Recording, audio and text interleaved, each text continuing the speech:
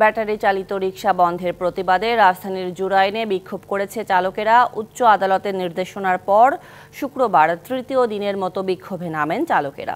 এতে সড়কের পাশাপাশি ঢাকা, নারায়ণগঞ্জ এবং ঢাকা থেকে খুলনা রাজশাহীগামী ট্রেন চলাচল ব্যাহত হয়। পরিস্থিতি নিয়ন্ত্রণে কাঁদানে গ্যাস ছড়ে পুলিশ, পরে স্থানীয়দের সহায়তায় পরিস্থিতি নিয়ন্ত্রণে আসে। রাজধানীতে ব্যাটারি চালিত রিকশা চলাচল বন্ধের দাবিতে সড়কে চালকদের অবস্থান।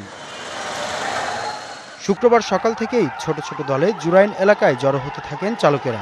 এক পর্যায়ে জুরাইন রেল ক্রসিং এবং সড়কে যান চলাচল বন্ধ করে দেন তারা। প্রথমে তাদের বুঝিয়ে সরে যেতে বলে পুলিশ,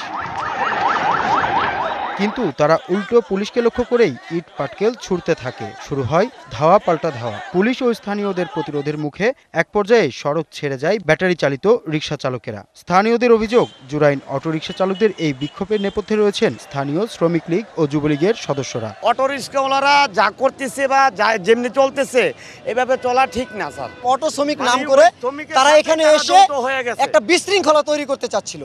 মাঠের অলরাউন্ডার আমি, আর ঘরের অলরাউন্ডার টাইলক্স।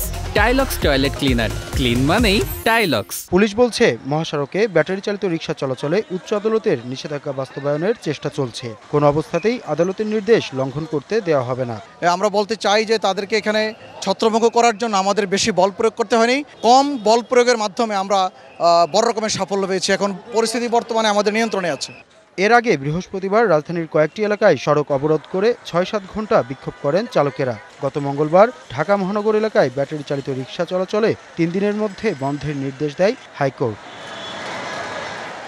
মোহাম্মদ আল হাসিব, ডিবিসি নিউজ, ঢাকা।